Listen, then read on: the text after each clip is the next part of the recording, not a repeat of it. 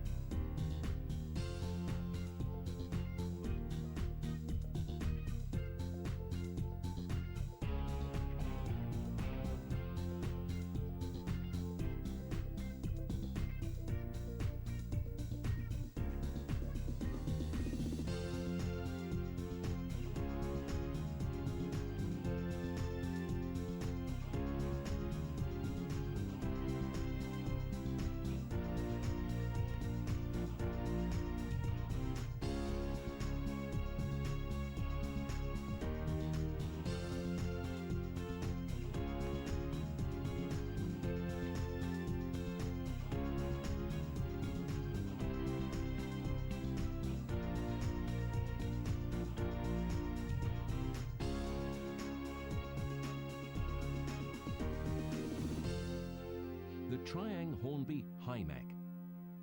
In the first half of the 60s, Triang didn't have it all their own way. There was competition from Meccano's Hornby 002 rail, and they were still supporting their much older 3-rail system.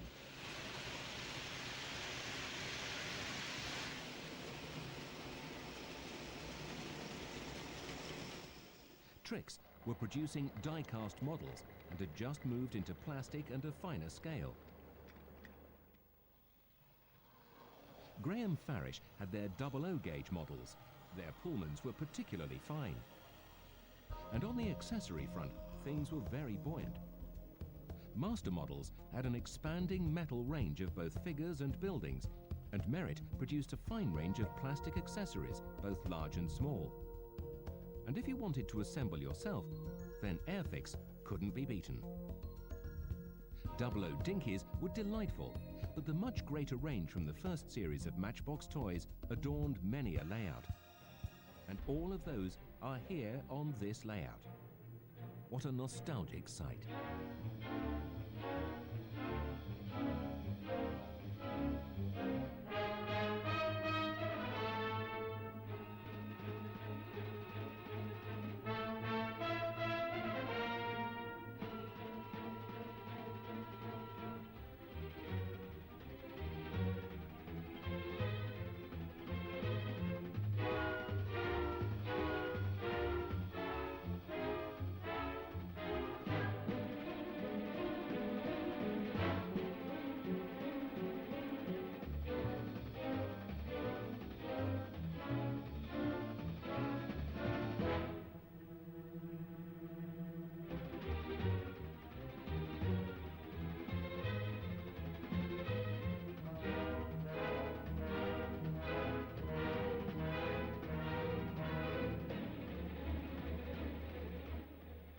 Locomotives and rolling stock from Triang Hornby and accessories from just about everybody else. A big 60s train set. More of that later, but this Hornby 00 signal changing to red symbolises the end of an era. In February 1964, Lines Brothers were invited to take over the failing Meccano empire. Mike Foster, a lifelong Hornby 00 enthusiast and author of the definitive work on the subject, believes their past was the problem.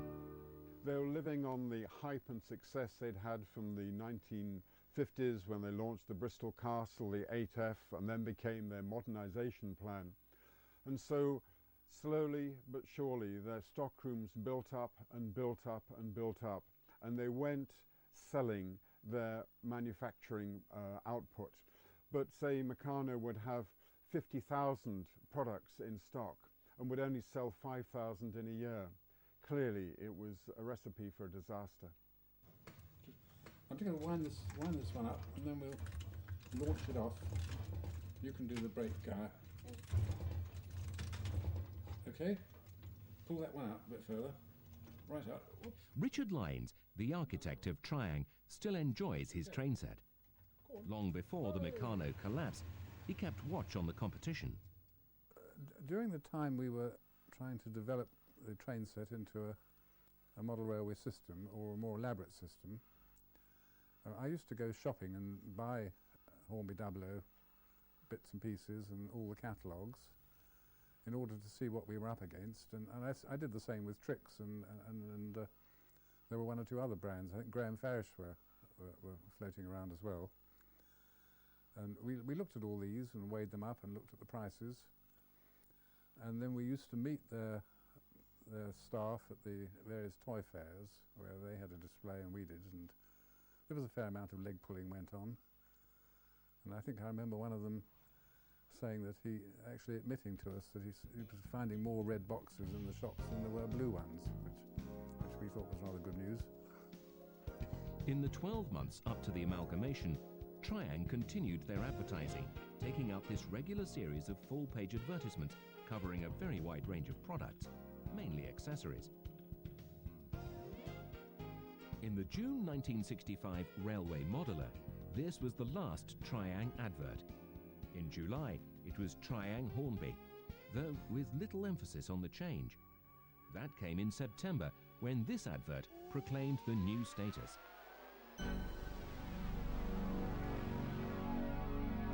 Today, amongst collectors, the collapse of Hornby 00 is seen to be a turning point for the hobby, and this leaflet commands a very high price.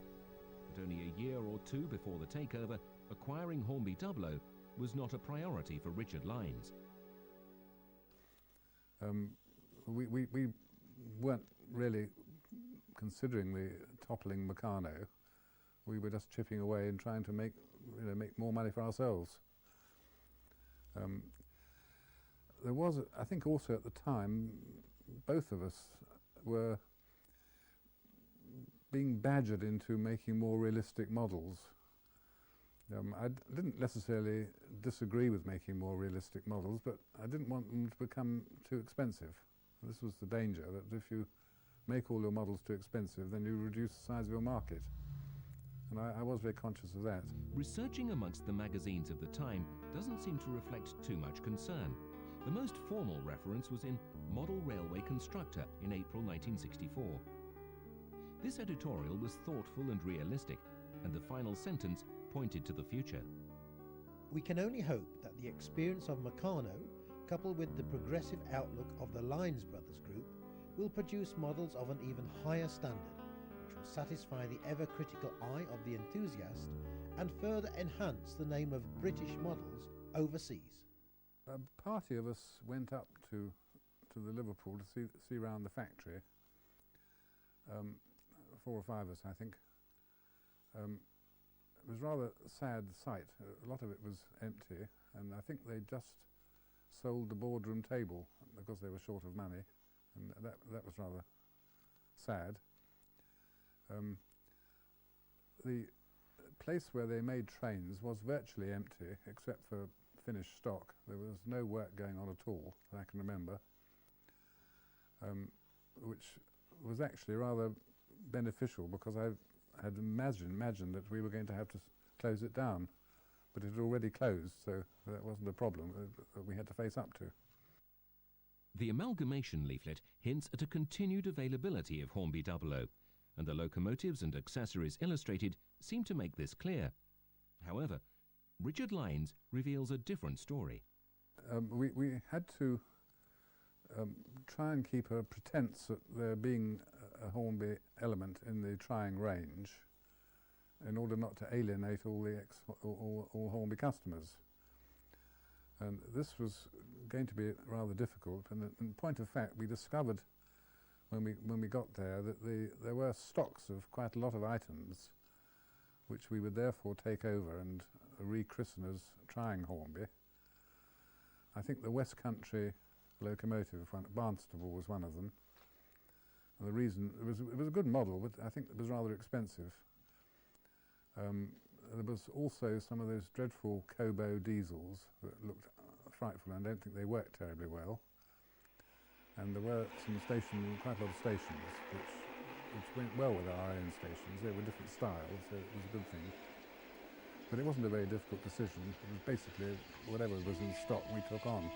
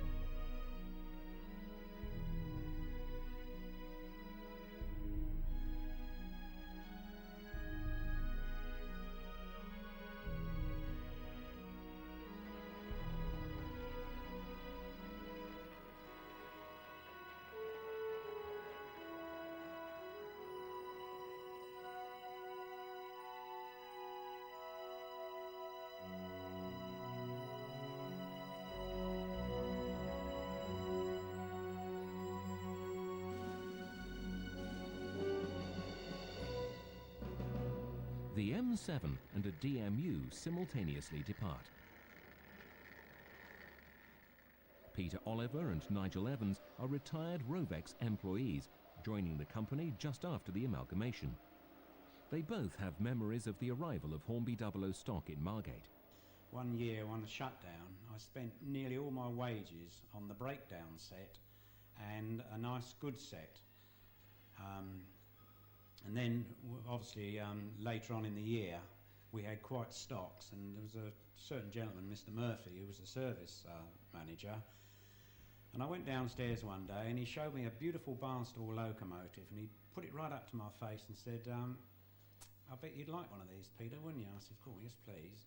And he just dropped it on the floor and smashed it, and then just moved over, picked me another one off the shelf and says, "Well, there you are, there's another one." I could have been a millionaire because we had all the 00 stuff here. We had stocks of finished goods arrive at Margate, and we had to tool up for 2 converter items of rolling stock so that it became compatible with Trying railways. Eventually, after some time, it was decided to put this product range, separate the product range and put it to a company called G&R Wren under the Trying Wren name, and for 3 or 4 years it was produced by them and taken over completely by them and distributed from Basildon.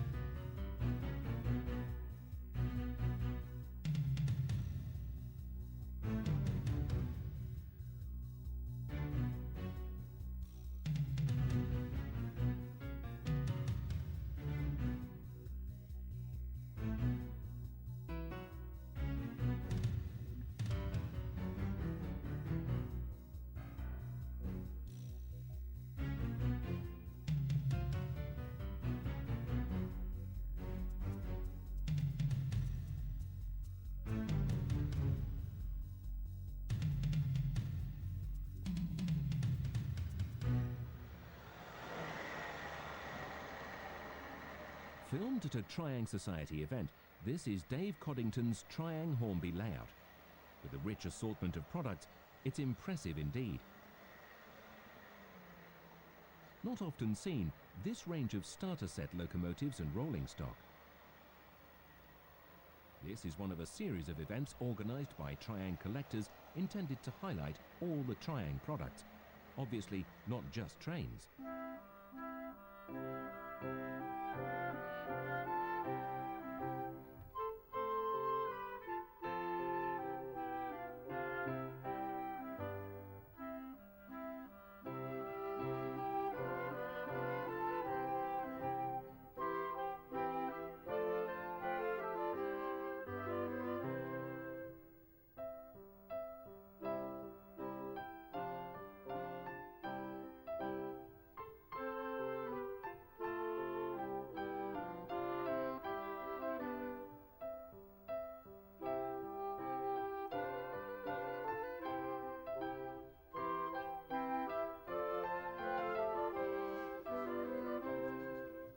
Displaying a collection of Australian Triang, Pat Hammond, author of the two major works on Triang and Triang Hornby.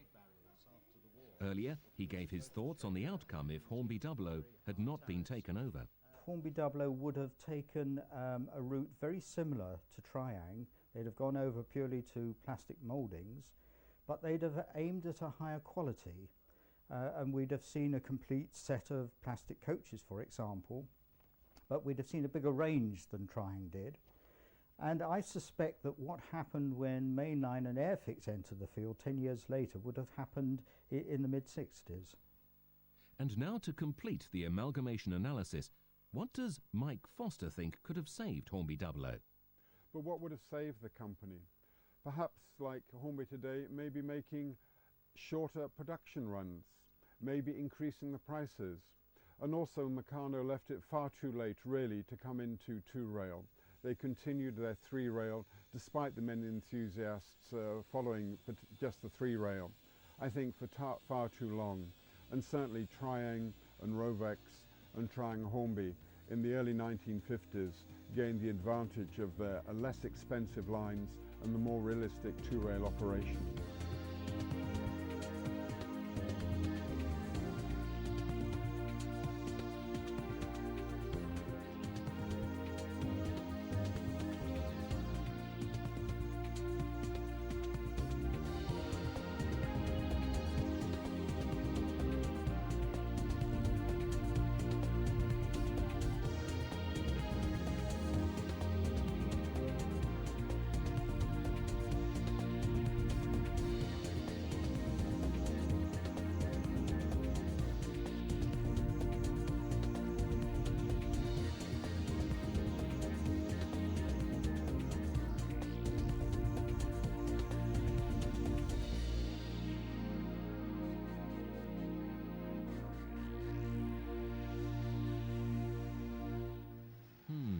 Not quite fitting in, but nevertheless part of the Triang Hornby range.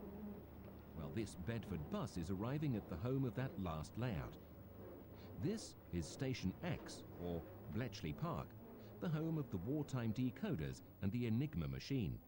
These are the huts in which Alan Turing and his colleagues broke the German codes. Today, they're part of a museum complex in which Milton Keynes Model Railway Society is housed and open to the public. This is one of their scale layouts currently under construction and destined for the exhibition circuit. But they also acknowledge their hobby's heritage. There's a fine Trix twin layout with a blend of British and foreign stock. Hornby 003 rail is represented by this extensive layout, rich in period accessories and full of busy train movements. There's also O-gauge, and in the background, Dennis Lovett, the owner of the Triang Hornby layout seen a few moments ago. Somehow the desire to recreate something from my childhood evolved, but none of this is mint and boxed. It's all come from other sources. It's been put together. Sometimes out of 3 locos we've made a good one. Some of them have come in painted in Dulux and have had body changes. We've had new chassis put onto them. So rather than mint and boxed, I think old and knackered is probably the best description for a lot of the things that you see on this layout. Of course, starting with a triangle layout led to other things, and I did have quite a serious spell of railway modelling, taking some very nice layouts out around the country. But I came back to the triangle and it's great fun, and we've probably had more interest in this layout going around exhibitions than I ever did with the serious trains.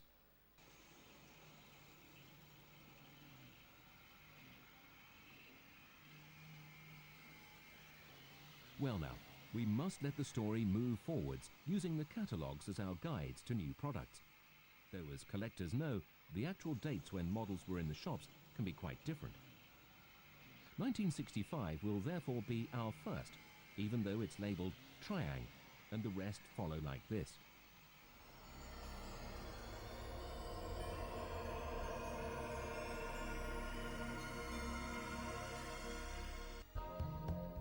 For a long time, the illustrations had the appearance of drawings, only later becoming actual photographs. Dave Stone, a former draftsman, now a Hornby designer, recalls the background to these illustrations. Another thing that might be of interest to you is that when I first came here, there was a girl called Maggie Beach, who was an artist, who actually sat at a drawing board with her pencils, watercolours, and she actually painted these things by hand for the catalogue. All that was actually done on a board, and then they actually went away and they photographed them and brought them up to catalogue. So in the 11th edition, the word new was attached to R342, the car transporter with 6 Minix cars, and R751, the English electric Type 3 diesel. On the same page was E3001. This started life as E3002 with Hornby 00 and is a pretty rare model. Rovex took the mould and modified it. They put in a different chassis and changed the roof switch. So how does it compare with the real thing? Well, we tracked down E3003 at Barrow Hill near Chesterfield and gave the model to an expert. I think Triang did a very good job of the AL1 as was in 1960. Looking at it, the proportions of it are excellent. The standard of detail for a 40-year-old model is very impressive.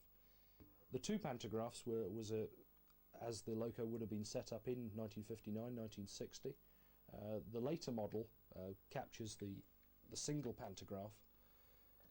The original role of the second pantograph was due to lack of understanding of how the pantographs would behave in either leading or trailing on the locomotive. Both models capture the detail on the line and wheel crest particularly well. Again, is an excellent piece of printing for that time. One of the things we haven't found on the roof of ours yet is this strange switch that I understand allows you to switch between pantograph and track. We'll have to keep looking for that. This locomotive, E3003, follows on from E3001 and 3002 and the Triang and Hornby 00 sequence. Was introduced to Longsight in February 1960. Survived until October 1990, working out of Willesden Depot in London on empty carriage duties in and out of Euston Station. The AC Locomotive Group acquired it from Pete Waterman, along with the other locomotives in our collection, in 1997, and shortly afterwards we brought them here to Barrow Hill.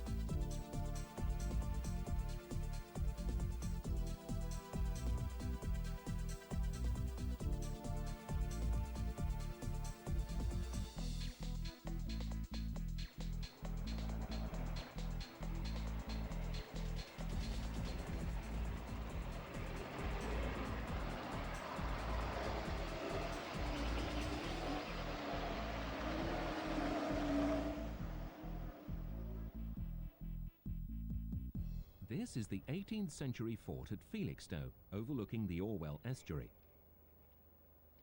And this is George Buckland, who was a sales rep for Triang Hornby, but just before joining in 1966, he had actually been interviewed by Meccano for a similar job. He asked them this question. Being George Buckland, I was a bit naughty possibly in the interview and said to the sales manager, do you get much competition with Triangle Railways on the one hand and Corgi cars in the other? Well, said one of the sales managers, if you look at the product, there's no comparison. Well, of course, within a short time, Hornby had 2-rail and they brought dinky toys out with windows and opening doors, which they'd scoffed at before. A glance back at the old catalogues soon brought back memories for George.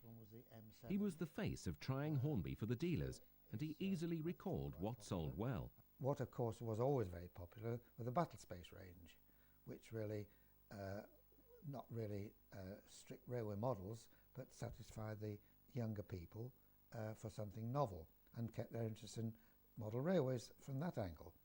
And the particular example was the exploding car. I suppose that and the helicopter car and the rocket wagons were the most popular of the lot. The period 64 to 71 was rather an odd period. We did some strange things, one of which would be the Battle Space series. We'd originally got into action accessories because of a cooperation we had with Lionel in America, and they'd in fact invented helicopter cars and giraffe cars, and all we were doing was replicating them in England. And in fact they were very successful. They were good toys. But unfortunately we had a rather nutty marketing manager who wanted to turn them all into something more warlike and invented this Battle Space where all the products were made in khaki or some non-toy-like colour, and it was all rather zip-zwang. And sometimes you get away with it, but it's not the sort of thing that lasts, and you finish up with a lot of dead stock, and so I wish we'd never done it.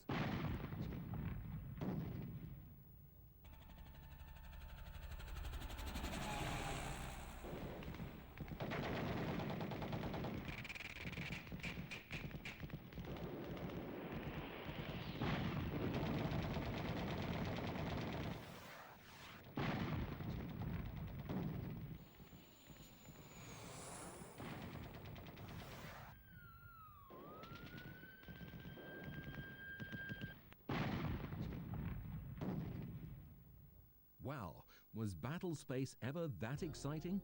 Well, it certainly achieved its aim of having play value. We're now, of course, looking at the 12th edition catalogue and another Cuneo cover picture. Inside, the release of the Hymec, and quoting the text, the model emphasises the attractive lines of this modern workhorse. Also for Great Western fans, the Albert Hall. And 2 Hornby 00 locomotives are included, Barnstaple and the Cobo. But really interesting, it's pages 21 with the 00 buildings and 20 with the Architects ultra-modern station. Architects was just a little like Baco, which incidentally was manufactured by Meccano. You built up a skeleton of vertical rods and then slotted in bricks and windows. With Architects, you built up a girder structure and then slotted in walls, windows, floors, doors, staircases, and eventually topped off with a roof. The whole thing is perfect 60s architecture. This is a little like the ultra-modern station, and this is the Railway Design Office, 2 of the 3 suggested buildings. Architects was made in the Spot On factory in Belfast, and you may come across these sets which were made from 00 gauge, but never actually shown in the Triang Hornby catalogues. And finally, for this catalogue, 2 other still lingering X00 products. The double-track tunnel and the plastic girder bridge, easily identified by its lightness, unpainted base and a strong red finish. These 2 are the metal ones, and the colour difference can be seen.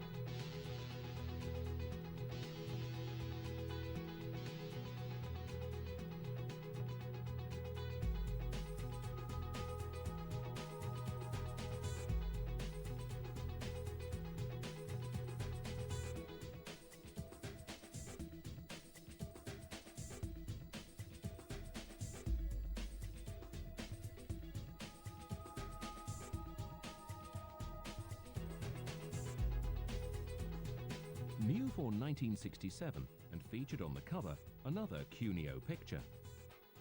This time the new M7. With its very stylish outline, it pleased the southern enthusiasts.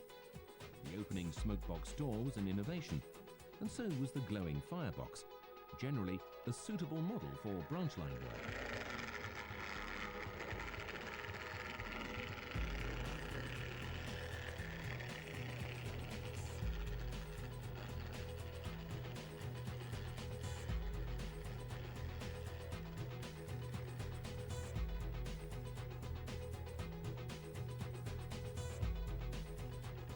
The year also saw the liner trains, a range that was to become quite large, and today the same moulds are still in use. But then they were the latest thing in rolling stock development and looked pretty good.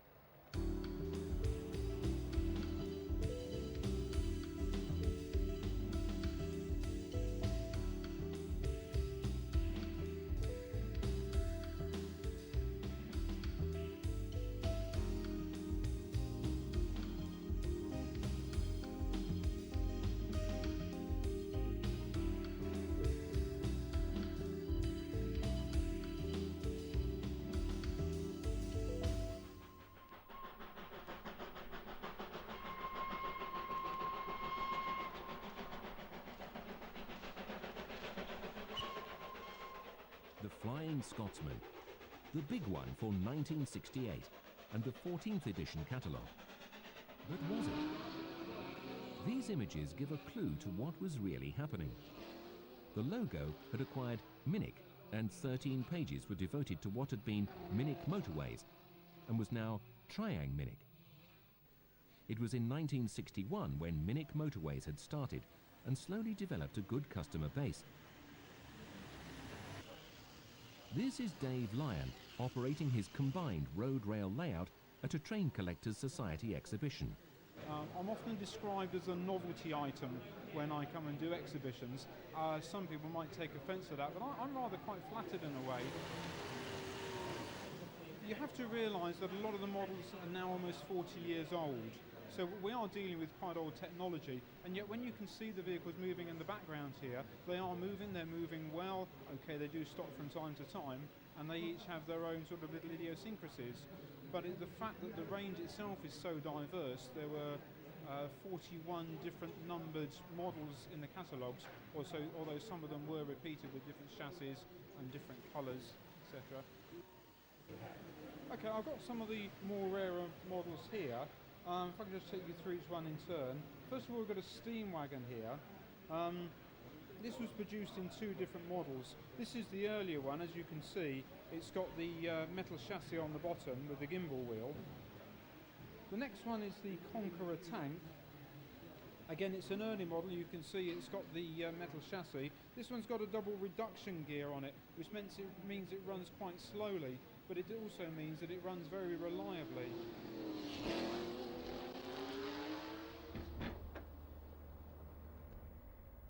Peter Bing was a designer and model maker for Minic in their Canterbury factory.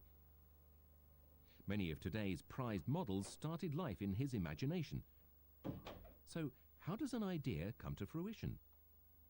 You do a small drawing to this scale, which is 1/76, and you end up making a model like that. This is made out of wood.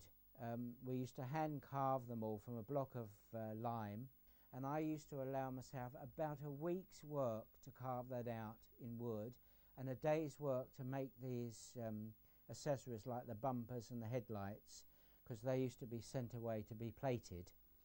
This is the pattern for that A40, and that's what the tool maker would get to cut the metal to make the actual moulding, so they could make tens of thousands of them off.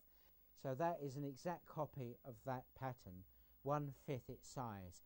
This had to be accurate, and it actually, when it was finished, it was like glass. Whatever discrepancy was on there would come off on the die sinking. So it had to be polished up just like a finished vehicle. So that's the history of the A40. Again, carved in lime by Peter. These are some prototypes that made it. and some that didn't.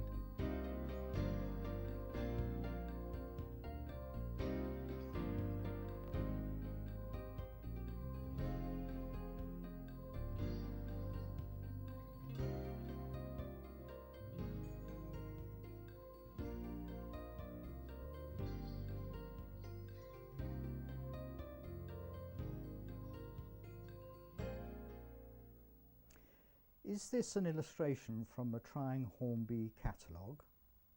No, it's not. It's actually the cover of a Boys' World Annual 1967.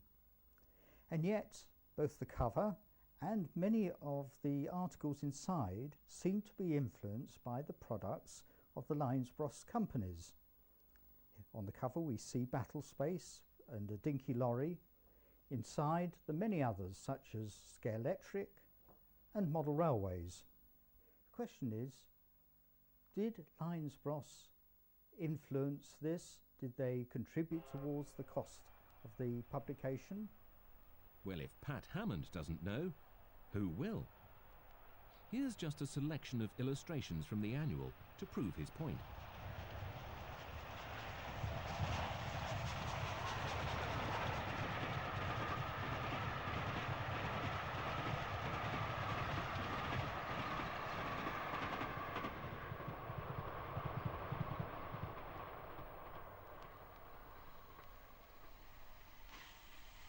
Also published at this time, The Book of Trains, a tradition started in 1925 by the original Hornby Company. Apparently written by no less a person than O.S. Knock, it was a mixture of railway articles and a shortened catalogue, with much of the artwork being used for the following year's catalogue. And finally, those Cuneo paintings had another lease of life, being used on 3 jigsaws, though not under the Trying Hornby name. Right. Now back to that 1968 catalogue and these smart blue and grey coaches, including the new Mark IIs, complete with internal lighting. Another first.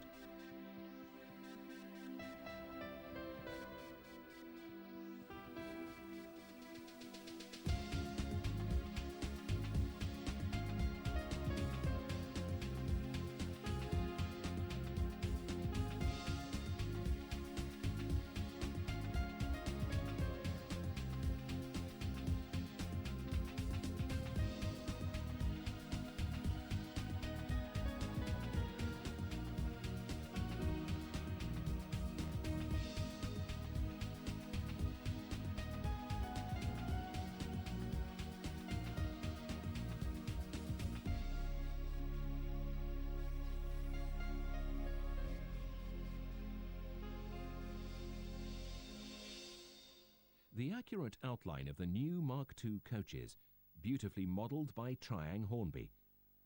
A surprising reappearance in this catalogue was 2 transcontinental locomotives and a couple of coaches. Not new models, but earlier bodies now in a Canadian national livery. This was probably a way of selling excess stock no longer for export.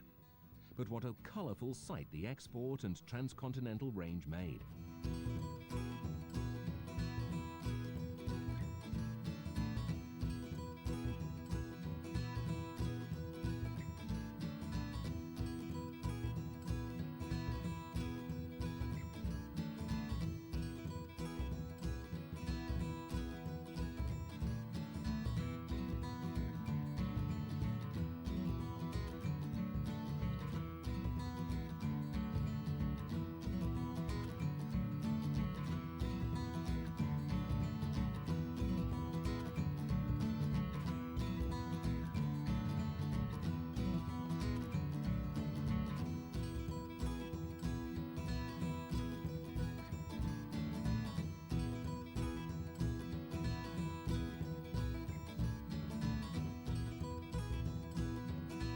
States there's very, very little Trying Hornby or anything of the British-made trains. But I found out that there had been some Trying Hornby made by Trying for export to the US, and it was made for a company called ATT. It was American Trains and Track, I think they called themselves, Track and Trains. And the company had sold it in the US in the late 60s and very early 70s. And I started to find it at various swap meets, as we call them in the States, that we used to go to, like train shows in the UK, and started to buy it. And I started finding not only for myself, but other friends in the UK who said, oh, where did this stuff come from? And it was actually Triang Hornby, made in the UK, exported, but it was labeled for American railroads, as we call them over there, as opposed to railways. And you had Santa Fe, you had Chesapeake in Ohio, and you had various American names. And the strange thing about it was the actual quality of the trains themselves were well up to the American equivalent at the time. In fact, a lot of it was better. So it's been difficult to find because a lot of people actually still use it.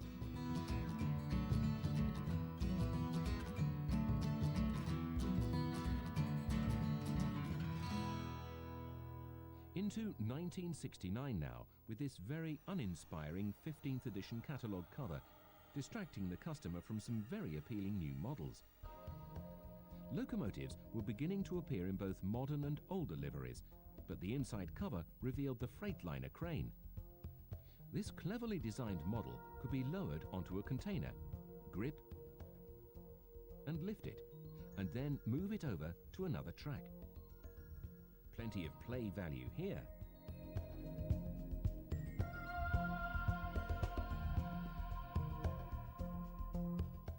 The motor rail had similar value. Initially with 16 cars, but later 12, the two wagons were very cleverly articulated over a common bogie.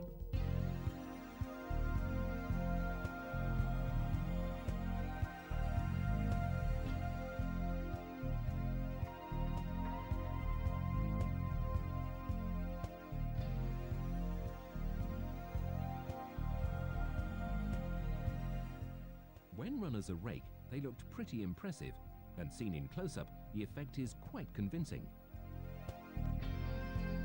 The CKD kits were still being marketed for locomotives such as the Princess Elizabeth. Several coaches were also available, and introduced into this catalogue, the crane and match truck. The former Hornby 00 terminal station received some small colour changes. This is the kit as sold, and now it has two changes. A maroon to the building, and the platforms have a grey finish with white edges. But still Hornby 00 is acknowledged in the moulding. This is the extension kit in a rather anonymous white box, and like the 00 version, very rare. Almost unnoticed in the locomotive section, the blue Pullman turns grey and perhaps even more impressive, though it did lose its flush windows.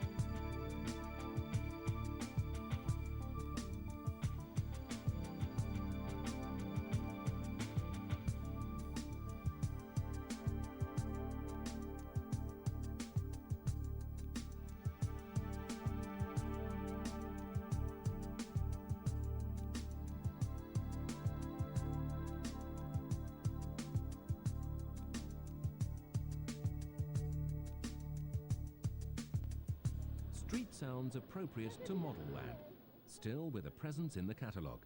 These self-coloured plastic building kits first appeared as real estate in 1962. They were not very attractively packaged, and by this time the range was dwindling as compared with the days when this leaflet was produced. They are perfect period pieces and reflect the architecture of the time. Back in the 1964 catalogue, the range had #1 place inside the cover with the first 5 pages. But there were many ambitious plans that came to nothing. The gas holder, the Georgian house, and the multiple store are just 3 examples. But wait a moment. Having been influenced by the Trying catalogues during the mid-60s, I've undertaken the task of recreating 3 models which were actually not released under their intended formats. The first model I featured on here is the RML 46. It's a modern shop with office block.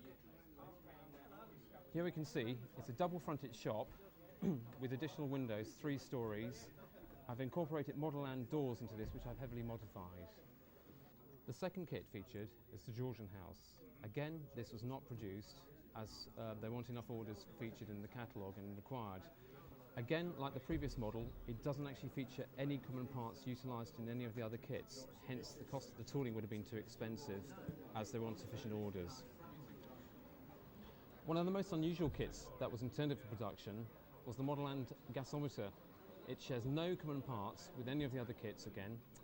I've utilised Trying trolley units as featured on the station sets for the top runners. One of the things that was particularly difficult in producing this model was actually trying to build the girders around the sides, vertical and horizontal, as they were totally scratch built and nobody could supply them pre-made. The model itself took probably in the region of about 100 hours to produce. We must mention the pylon kit. It was based on the one outside the Tryang factory and still stands today. Perhaps visited by collectors and destined to receive a brass plaque. Incidentally, they were exported under the ATT brand and sold in this packaging in America, though the remainder of the range would have been inappropriate for export. The Model Land range lasted for a very long time, and I think it was really ousted by foreign imports in the end of similar kits. As far as battle space was concerned, that had been extremely successful. It really does belong to the Trying Hornby era, although there had been military vehicles before that. But it came out in 1966, sold very well during 1966. Sales weren't too bad in 67, and then it fell flat. And it remained in the catalogue simply so that retailers could sell on their stock and get rid of it. At about this time, Rovex dabbled in O-gauge, and the big train appeared, though not mentioned in Trying Hornby catalogues. This is one of the 1967 sets with the Hymek and 2 wagons. It's referred to as a Tryang product made by Rovex. This slightly larger set, with 2 more wagons, lasted until 1970. The Mark II type coaches are quite handsome, and because export sales were good, there was a continental version. The sliding doors are cute, though the absence of glazing spoils things slightly. There were additional locomotives, both diesel and steam and rolling stock. These 2 wagons are quite rare. The idea was, of course, that the trains could be run both in the house and the garden, where they look quite realistic, though this one's not seen sunshine for a long time.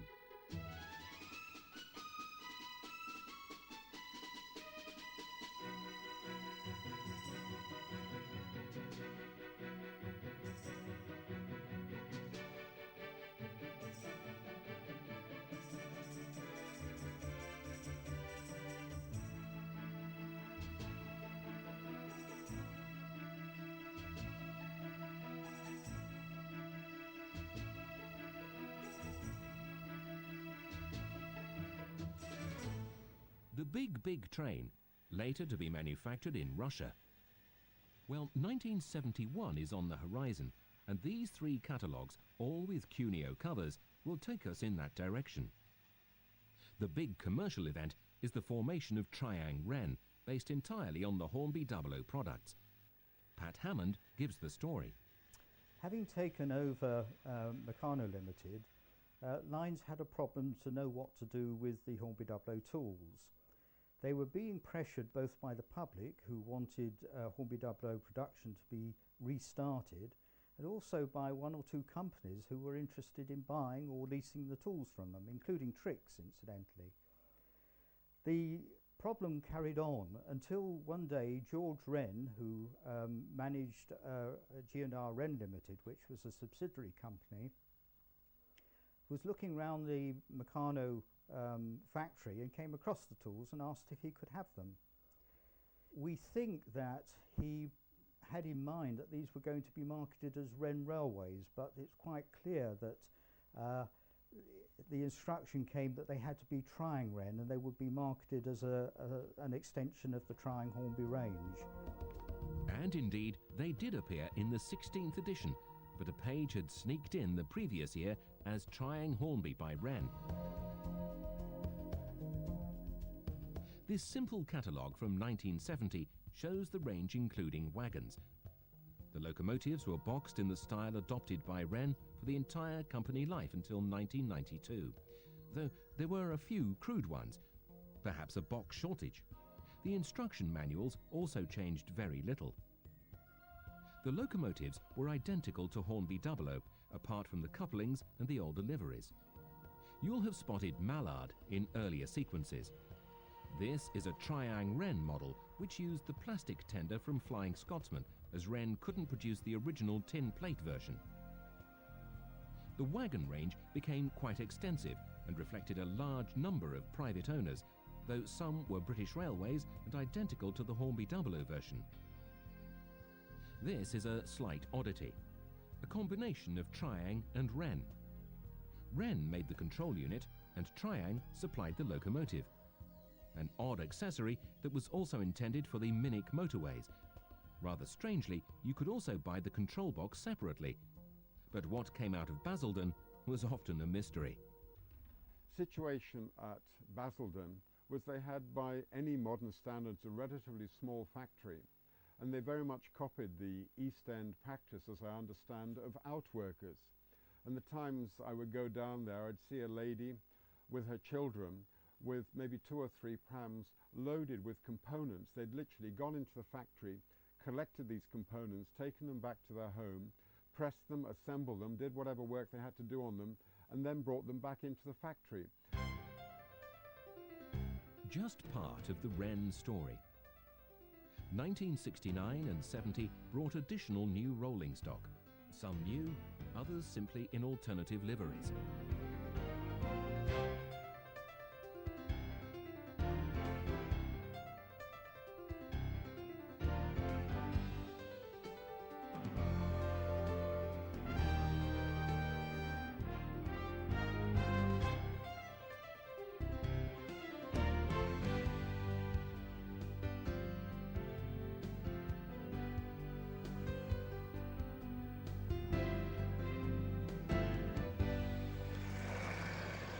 The splendid Coronation locomotive, quite an ambitious subject.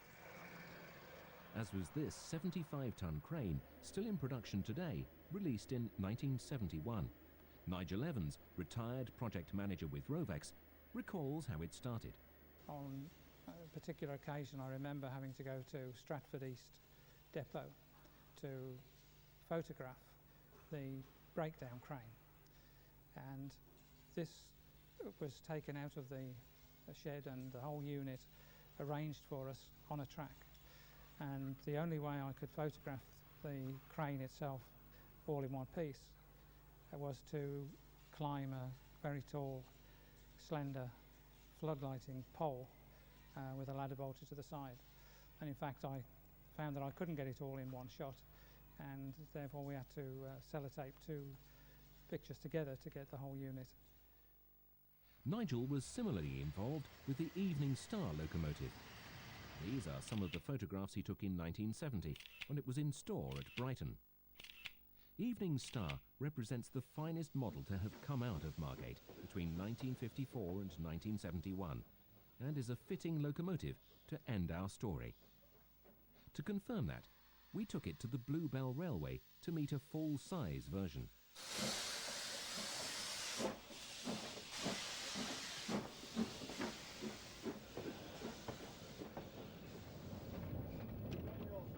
Colin Turner is a 9F driver and instructor on the line, and he admires the full-size version.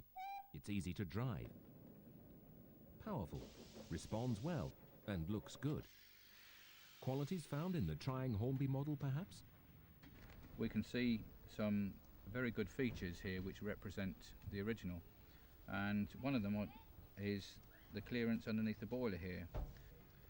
Another feature of these engines is the flangeless centre driver here, as you can see, which is exactly the same as the full-size engine. Another feature is the valve gear here, which is a pretty good representation of the Walshart's valve gear, and for the size of model I would say that that's pretty well proportioned. So late 1971 saw the end of Triang Hornby. The catalogue from 1972 still carried the logo, but in name only. So our story began in 1951 with this modest catalogue and concludes at this point. The Hornby name continued, but that's another story. The Triang Railway story has been one of commitment to quality, an eye on price, an awareness of customer expectations, and above all, skilled company management. These factors brought the model railway hobby through a difficult 7 years, and the success of today's manufacturers is in part due to the survival of Triang Hornby.